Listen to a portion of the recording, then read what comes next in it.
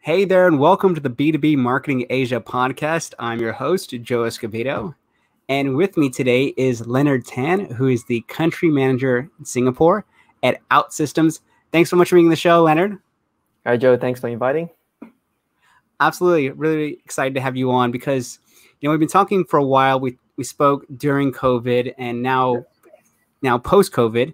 Yep. I'd love to get your thoughts in terms of how has the business changed? What are some of the differences you've seen in terms of last year versus this year? Mm-hmm. I think one thing that hasn't changed, since during COVID and now we're looking to post-COVID, is that digital transformation today still remains as a key fundamental kind of a focus for many CIOs. I think prior, when you look into the year of 2020, a lot of things were revolved around supporting, working from home scenarios, virtual workspace, and scaling up infrastructures to support. And I think as we progressed on, into the later part of the year, we started to see that, in the minds of the CIO, the key focus was then looking into how can we then automate processes, how can we streamline operations, so that we can actually still support some of these functions that were very much dependent on face-to-face interactions, right? But now, as we now look into, the market is opening up. We are seeing a steady state, in terms of the management of the whole pandemic. Of course, with people starting to go back, I think what is happening right now is that the automation still remains, right? And I think in my conversations with many CIOs, where they have embraced change is that in the event that something were to happen, how can we manage between a hybrid kind of a model? I think that's one. I think second of all is that automation piece still remains to be the most important and the most fundamental change that they're looking at. I think above and beyond, right? It's also about then how can we provide platforms or engagements better to the customers, and that's also one piece, right? We talk about customer experience as a key fundamental for them to tackle prior and of course post COVID that we are seeing today. Very, very interesting. You mentioned automation, streamlining processes. I guess a lot of organizations are trying to do more with less. Maybe they have leaner teams, leaner budgets. So how can you automate some of the things you're doing such that you don't need a massive budget or massive team? So I can understand why that would be a shift for most CIOs and I think marketers as well too. So with this knowledge in mind, how has that kind of impacted your sales strategy, let's say last year versus this year? Yeah. I think first of all is that we are actually seeing that you spoke about doing more with less, right? And the idea is they are also thinking, how can I save more, but I can do much more, right? And that's something that in a lot of conversations they are saying that if I were to adopt your technology, can I save that much more, right? That's the typical question that comes out. But I think while talk about optimizing your processes, cost optimization also is the other area that they are also looking at, right? And I think one way that I've started to see, how can we then aid, especially you talk about whether or not they are Singapore-based SMEs or they are in the whole perspective of the enterprises. I think it's first, when you look into SMEs, right, then we look into how can we then support the better use of technology, through grants or subsidies, right, as a way to elevate the cost while ensuring that, the organizations can have a seamless way of adopting the tech, right? That's the first thing, right? But when you look into the enterprises or the government or, the large entities, it's about helping them to then look into their current portfolio, right, of what they already own in their technology stack, right, and then looking into what can they essentially make redundant, and from there taking that same amount of budget and then transfer into something that can help them to speed up their whole process, right, regardless of whatever technology that they're looking at. It's about being able to then move the pieces around and helping them to understand how this will translate so much more. So is I think one thing is that, you know, moving the shifts, moving the pieces around is one, but I think it's the next important thing, right, as CIOs are concerned about, is how can I then future proof this? So future proofing now becomes a very big term that we talk about, which is, you know, am I able to scale for the future? Right? It's not just about, you know, sometimes digitizing fast. It's not about, you know, just setting up everything right, but then it's about scaling it, you know, for the near future as well, right? So these are the things that we are. I mean, I'm seeing a shift even in my patch and in my market. So very, very interesting point. I guess it goes back to two fundamentals of selling. Essentially, is, you know, are you helping your clients or prospects save money, and on the other side, are you helping them make money? So yeah. From what you're talking about in the automation streamlining process, is it's more focused on how do you help them save money.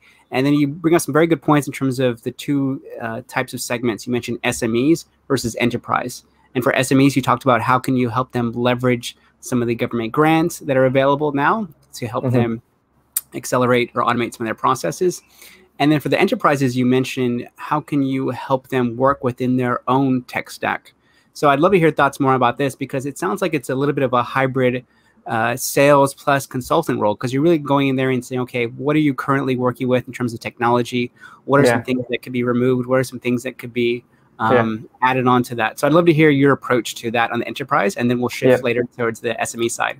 Yeah, absolutely. I think that's a great question, right? Consultative selling, right? That's exactly, especially in the enterprise IT landscape, is something that is actually becoming more and more important for any sales people to embrace, right? So it's no longer about, you know, hey, Mr. Customer, what I have today, but rather, hey, Mr. Customer, what do you have today, and what can I do, right, to actually help you, you know, with the use of my technology to embrace certain changes. So the approach is very much different. Of course, given the fact that, you know, we will never be a full-fledged consultant, but, you know, having that you know, understanding of what they already own, you know, being able to map back to where their strategies are moving towards, and then putting a piece of the technology, whether to aid them in that process, is actually exactly something that, you know, a lot of successful salespeople that I've seen, right, able to do well, right? And especially, you know, we know how technical some of this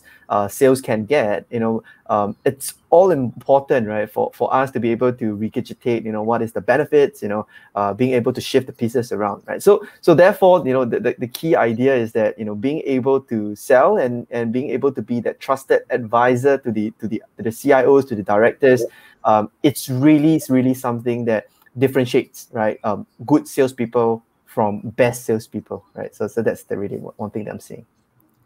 Absolutely, and I'd love to hear more of your thoughts in terms of your approach to consultative selling as well. But you bring up some very, very good points here in terms of, like I said, being a trusted advisor and not just a salesperson. And you bring up another good point in terms of, I was watching a video a few minutes ago, and Forrester was talking about one of the biggest things that clients are looking for when it comes to MarTech is integration.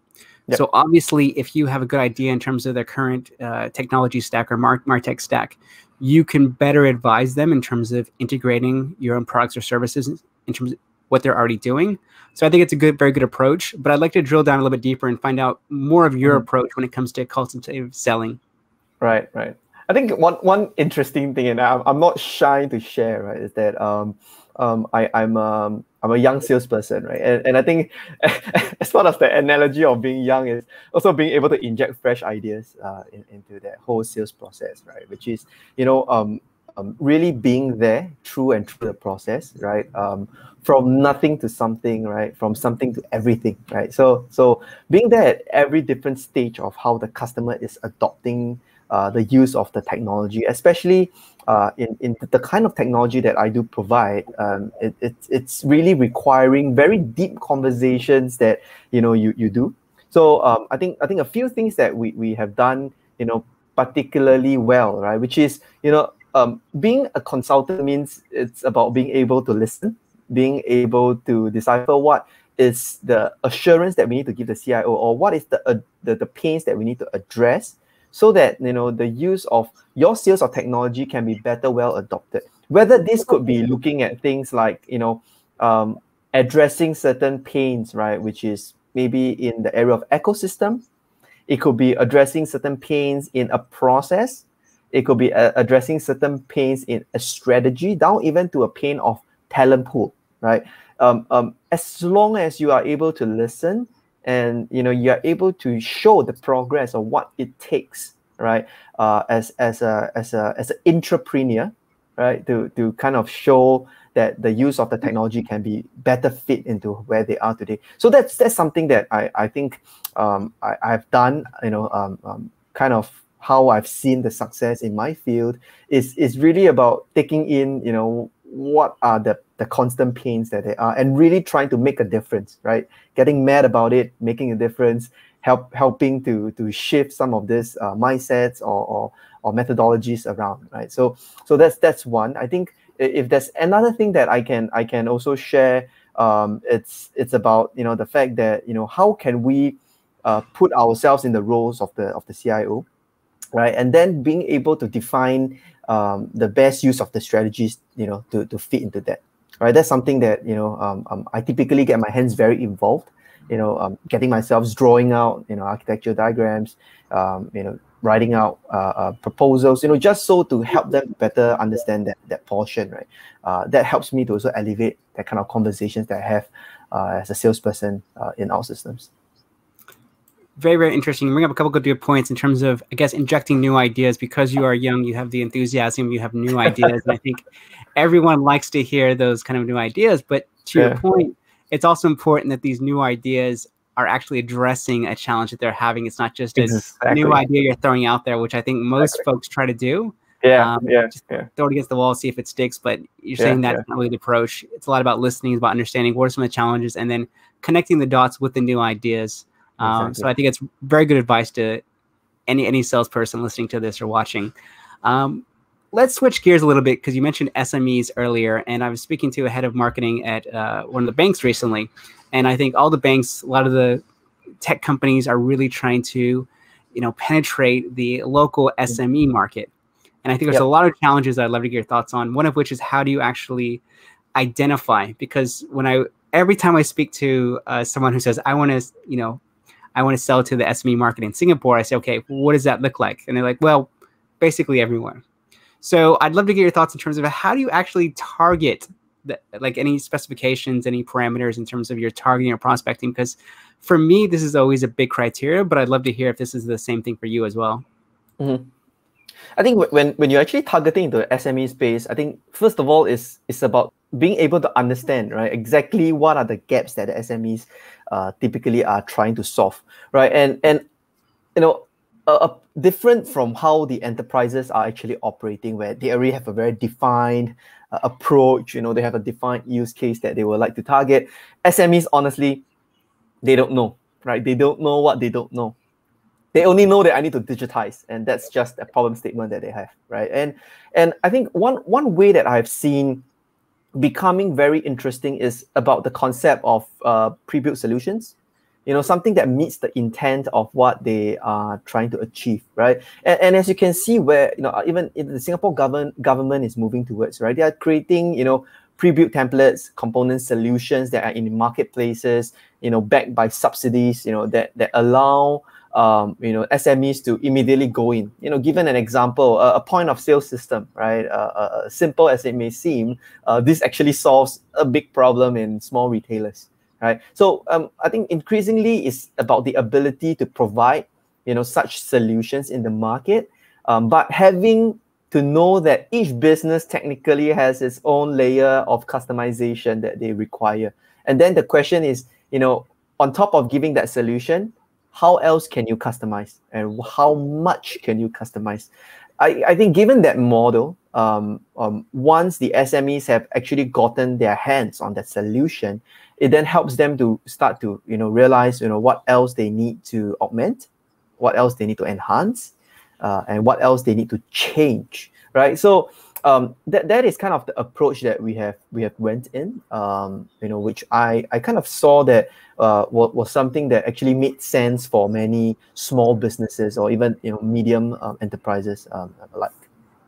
Okay. That's quite interesting, because you mentioned pre-built solutions, and that was the question I was going to ask you, is in terms of budgets. Obviously, SMEs are quite conservative when it comes to spending versus an enterprise who may have a larger budget to work with. So having these pre-built solutions could be hopefully a more cost-effective way to sell your products and services. And then to your point, once you get them in their hands, I guess the next thing is upsells or cross-sells when it comes to customization. Do they have that right? Exactly. That's absolutely right. Spot on. Okay. Very, very interesting. I'd love to hear what else are some of the things you're doing with SMEs in addition to kind of these pre-built solutions, because you also mentioned this is a challenge with a lot of tech companies as well, is the consultative approach. Now, you mentioned with enterprises, you can go in deep, you can look at their tech stack, you can advise them because generally the deal size is larger. But for SMEs, you're looking at scale, you're looking at volume of deals. So I'd love to hear how are you kind of dealing with that education, that consultative selling portion for the SMEs.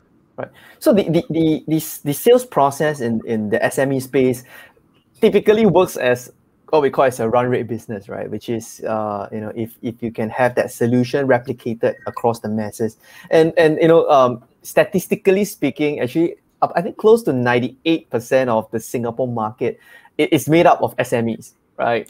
And this actually is the bloodline and fuels the economy of Singapore.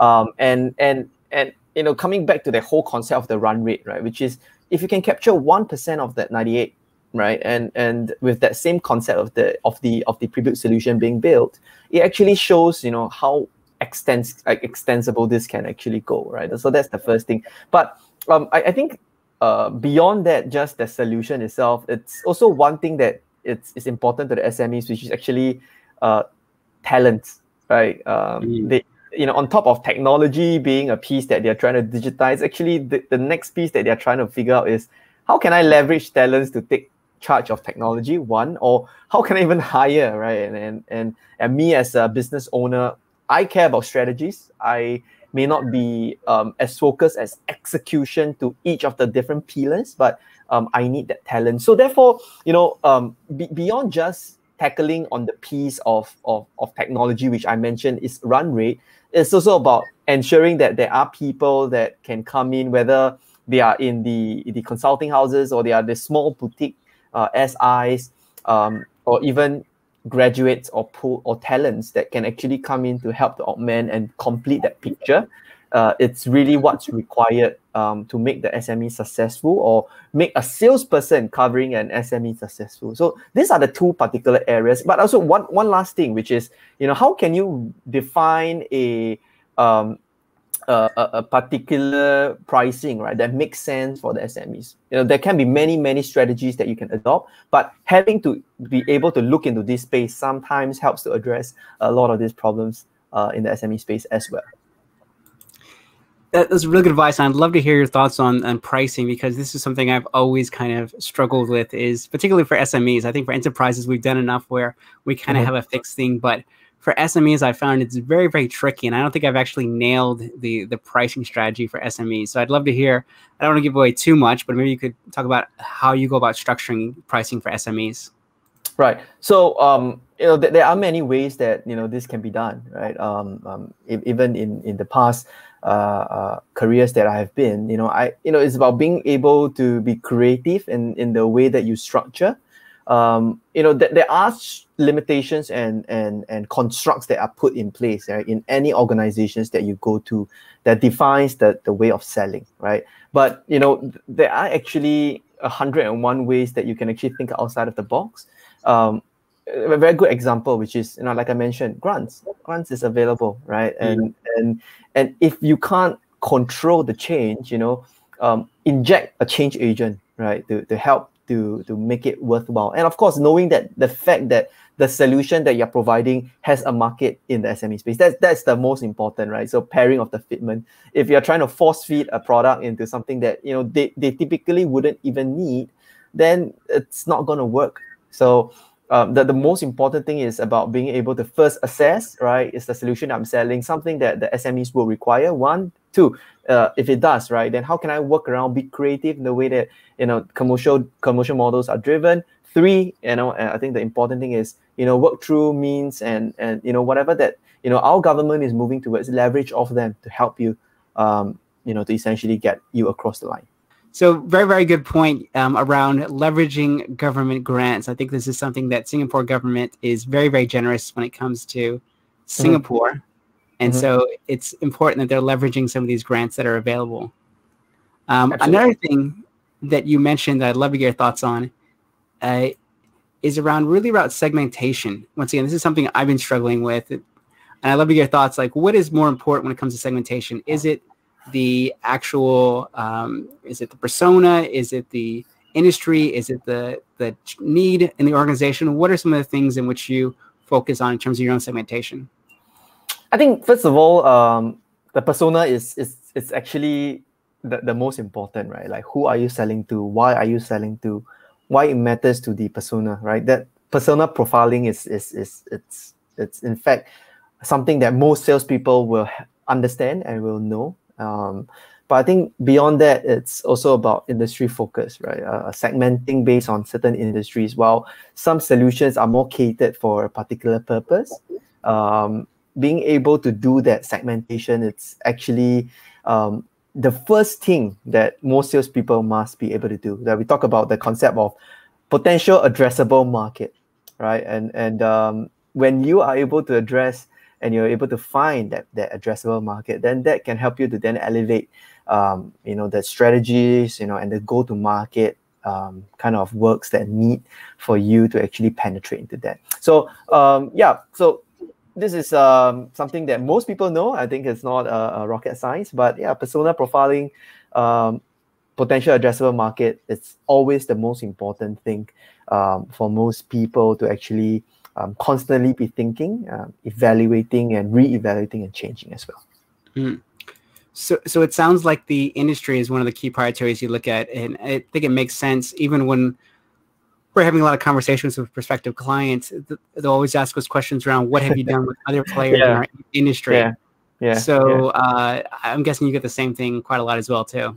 Likewise. I think it's not just about this industry that you're selling to, but it's also about the domain understanding, right? What do you understand about what this customer is facing, right? And why is it important for them to change, right? It's not just a blanket statement across that, hey, digital transformation works for you, right? It works for everyone, but why does it work for you? Understanding the why is actually a art and a skill, right? And a bit of science as well, right? Being able to move into that space. So even in my area of sales, it's the same. It doesn't change, and it's even more important, right? Which is why I've always been sharing my team, right, that being able to understand an industry should be the first thing that you take, before saying that let's get the road running, right? So that's something that we will do as well. Awesome, that makes perfect sense. I'd love to hear your thoughts. If you could ask one question to your peers, particularly now, what would it be? Something that I'll ask my peers. In what area? In sales or? In sales, yeah. So maybe I think typically something that I like to ask people is, what have you done that have made you successful?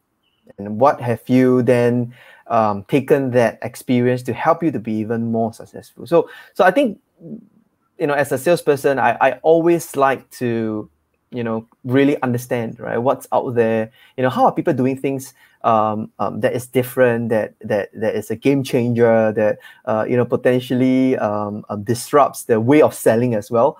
I think that's something that I've always been particularly interested in. And I still remember back in the days where I was a business development. I remembered a friend, right, actually send written letters, right, to CIOs, just to tell them would they be interested to evaluate the use of that technology? And that was something that I felt, wow, that was so interesting, right? I mean, it's a traditional mean, but how many of us actually still do that, right? So it's about being able to understand, what have they done that helped them to get that success, and how are they taking it further. That process itself is something that I would always love to understand and hear from people, and that helps me to formulate, what's next for me and how should I take this success further as well. Awesome. Well, thank you so much. I think that's great advice for me as someone who interviews a lot of people, asking them about the process, what are some of the game-changing things that they've done in their own business. So, Leonard, thank you so much. I really, really appreciate you coming on the show and sharing your insights today. Well, thank you, Joe. I appreciate it. Absolutely. Last question is, how can people get in touch with you or find out more about what you do? No, absolutely. So you can just find me on my LinkedIn, Leonard Tan. If not, you can just head to if you're interested to find out more about, OutSystems, you can always go to the website at outsystems.com, just to find out, what exactly, are we doing here to change the market, right? So thanks, Joe. Awesome. Well, Leonard, thank you so much. I really, really appreciate you, like I said, coming on the show, sharing all of your insights is very, very helpful for me and the audience as well. So thank you so much for that. Thank you. And to everyone watching or listening, as always, please feel free to share these episodes. A lot of practical tips in there. Thank you guys so much, as always. Really, really appreciate it. Be safe, take care, and we'll see you soon. Bye, guys.